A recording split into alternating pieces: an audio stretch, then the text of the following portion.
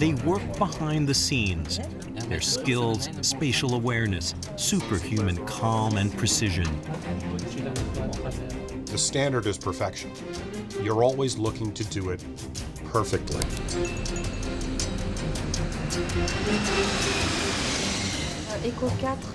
They speak a bizarre language only they can understand. Heavy Kennedy Tower, caution, Mike turbulence, runway 22 right, short to Yankee Alpha, line up and wait. They work in places that the public never visits. Their job is one of the most stressful in the world. Their responsibility huge.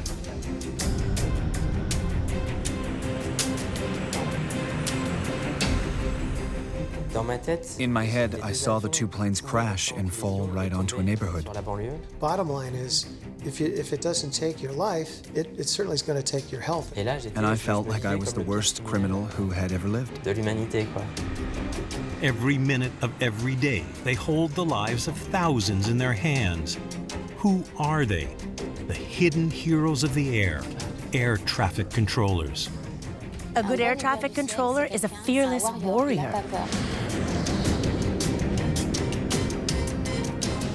The great cities of the world, like New York and Paris, have airports that handle altogether 3 billion passengers a year. And every year, those numbers just keep going up. Every day, the challenge facing air traffic control grows. Air traffic is increasing 5% a year, while controllers are working with the same airspace overhead. How will they be able to deal with the increased traffic? The strains on the system are mounting, and new technology seems to be the answer. But will it be enough? Air traffic control. Our lives depend on it, but it's a job that's getting harder every year. 105 Kennedy Tower, caution, Mike turbulence, runway 22 right, short to Yankee Alpha, line up and wait. Jeff behind the arrival, cross 1 at Juliet. American 973, Roger, you can follow JetBlue and hold short to runway 22 right. He's ready. Level 459 on runway heading, contact New York departure. Good night. One of the things that people don't understand is it's such a finely choreographed movement of very large pieces of aluminum. It's a ballet of 500,000-pound pieces of aluminum.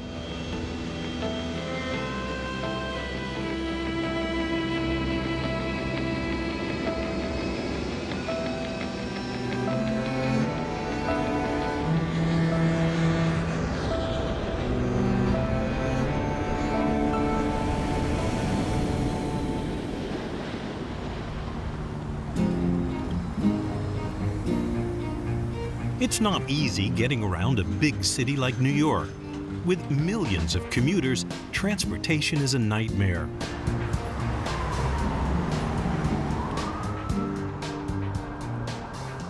And not just on or under the ground.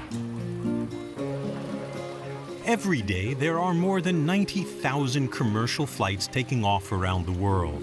That means that there are more than 500,000 people in the air at any given time.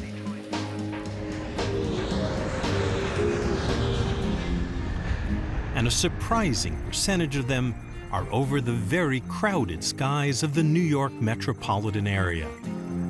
Working air traffic at New York's Kennedy Airport is tough. Steve Abraham's been doing it for 25 years. Yeah, it's, too many airplanes. And biggest city in the United States, and a lot of people want to fly in and out of here. It's why we have 3 major airports that are all at 100% capacity.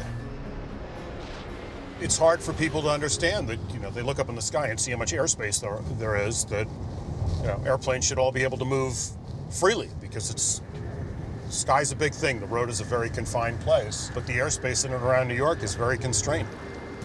Despite how much we depend on them, most of us know very little about what air traffic controllers do. I don't think anybody understands what I do for a living. Air traffic controllers? They watch the traffic, the planes. I have no idea. Oh, just direct traffic in and out of the airport? I've told people I'm an air traffic controller, and they've said, so you're the guy with the wands that parks the airplanes? And where do they work? In the control tower? In the airport, in the big, I don't know what you call it, the big circular thing? I've been asked if air traffic controllers are the people who check your ticket when you board the plane. They work at the airport, but I think they cover more than that. I'm scared about the middle bit. That they don't bother about it. It's just the takeoff and the landing. I'm scared, that's all.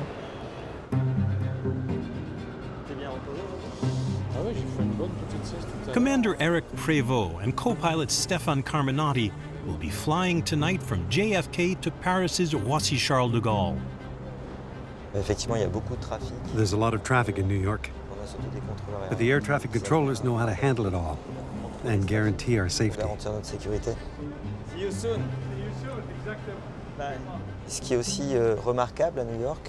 One thing about New York, in fact the USA in general, is the use of airspace by all types of traffic, whether it's big airliners or little Cessnas.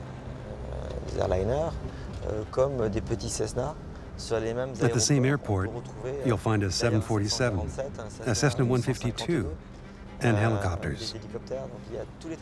There are all types of aircraft in the same place, and it's lots of traffic. For the first couple of generations of commercial air travel, there was no need for much air traffic control. There just weren't that many planes.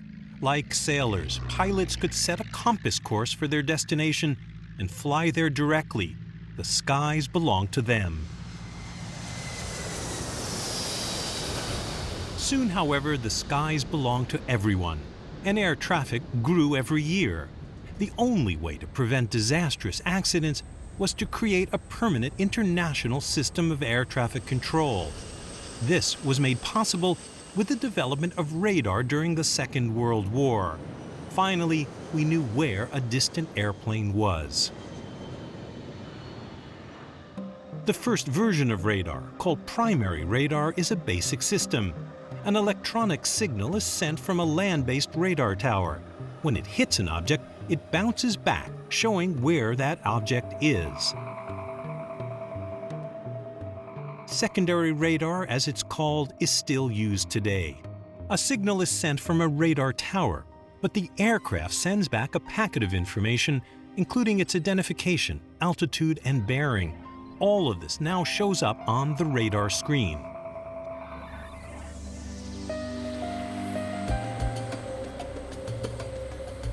We will follow a large passenger jet as it flies from New York's JFK to Paris's Roissy-Charles de Gaulle.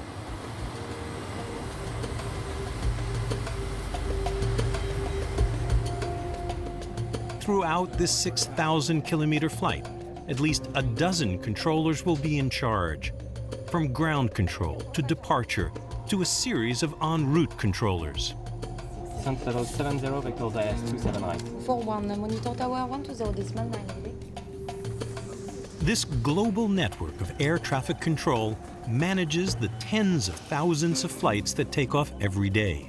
But in order to do that, each air traffic controller around the world must be kept up to date about our flight.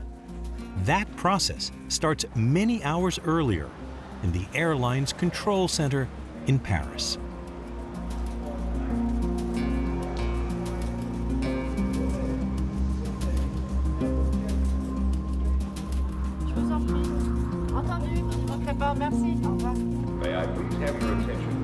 Air France 011 is hours before takeoff, but its flight plan, which describes the exact route, is already being worked on by the French dispatcher in charge of North American flights. I'll start preparing the flight, and my colleague on the afternoon shift will monitor the plane until it lands. Il vient juste d'atterrir, 19h03. Super. Donc, et il est à l'heure. Ouais, il est à l'heure. Très bien, c'est parfait. Ça va? On y va? You might think that the route from point A to point B would be a straight line, the shortest route. But aeronautics isn't like that. There are a number of factors to consider, especially avoiding storm cells on the aircraft's flight path. Our priority is the safety of the flight. We also do our best to make the flight as comfortable as possible for passengers. Because the flight will land in Europe, the flight plan has to go to Brussels, to an agency called Eurocontrol. They oversee and coordinate all the flight plans throughout most of Western Europe, and there are 10 million of them every year.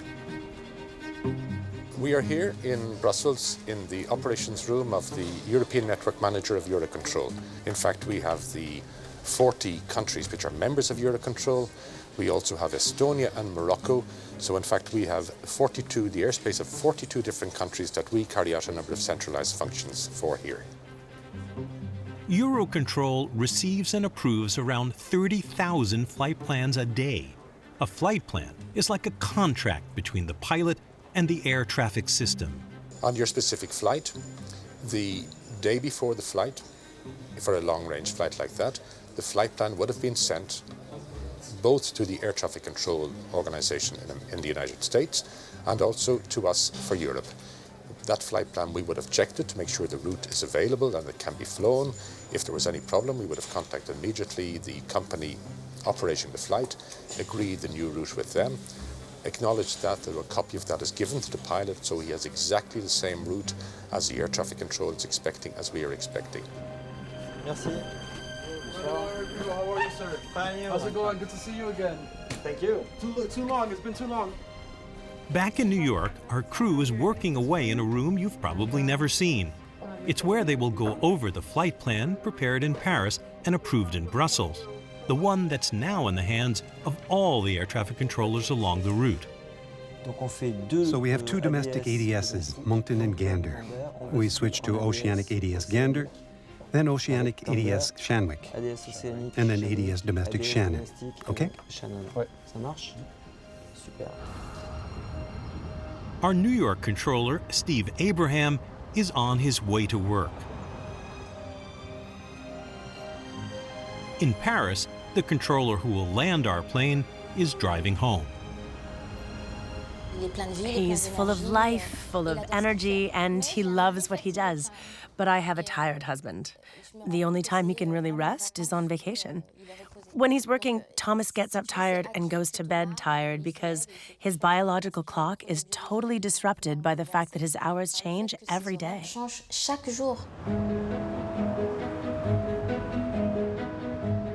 In New York's Kennedy Airport, Steve Abraham works in the control tower. This is the best-known part of air traffic control, although the tower controllers in fact only work the airspace immediately around the airport. Before 71, heavy Kennedy Tower, runway teacher right, short. Like controllers everywhere, Steve Abraham works different shifts and often different jobs in the tower. Today, he's what's called the local controller. 011 heavy, contact New York departure. Good night. As the local controller, my responsibilities are for 1, 2, or 3 runways. Usually either arrivals or departures. And, with 2 departure runways, the goal is to get airplanes specifically spaced. If you can roll them 3 miles apart, you want them exactly 3 miles apart. You try and time it perfectly, and you also know instantly whether you've been too fast or too slow. Combining efficiency and safety, this is the daily challenge for air traffic. A lot of that responsibility falls on the shoulders of the ground controller. The ground controller is responsible for all the airplanes taxiing around the surface of the airport. The arrivals, once they get off the runway, talk to the ground controller to get to the ramp. The departures that come off the ramp and want to go to the runway, the ground controller is the person responsible for setting the departure sequence. The ground controller can make or break the airport.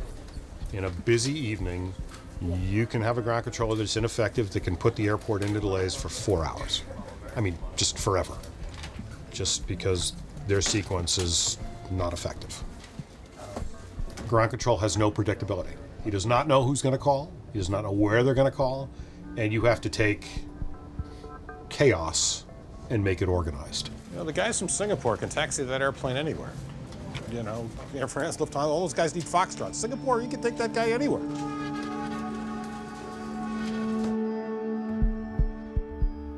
chaos can reassert itself in a second.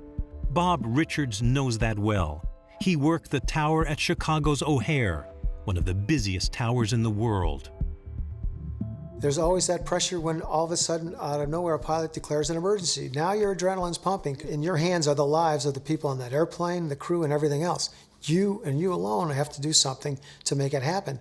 You have to make choices in those split seconds that could make the difference between life and death. Medical emergencies are fairly common just about every day.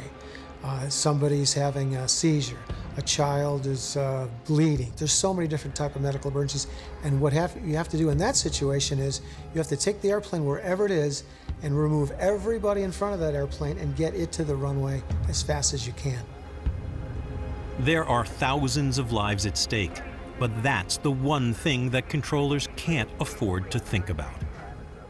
You really don't have time to think about the people on the airplane. You don't have time to think about what's the ramifications if something should happen. Yes, they're filled with people, and that's always in the back of your mind.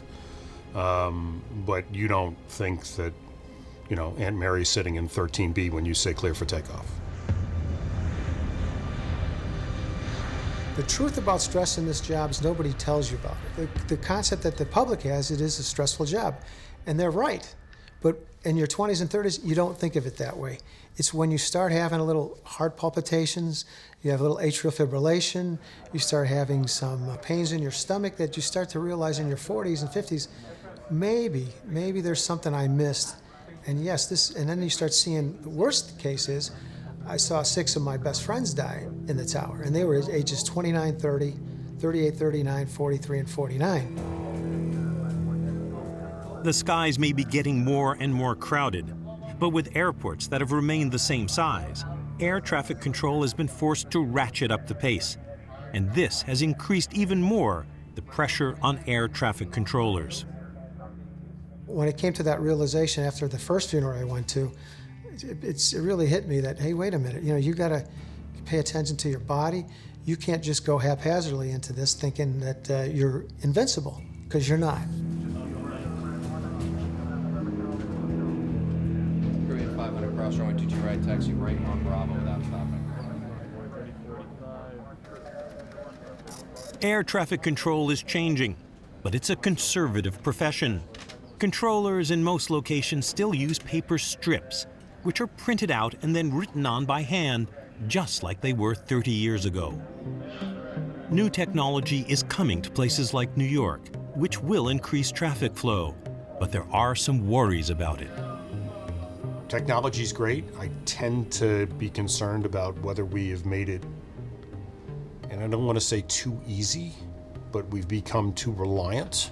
There are times when the technology completely fails and you need to have the skill set, because the airplanes don't stop coming. There's, you know, your radar may go out, your ground radar might not work.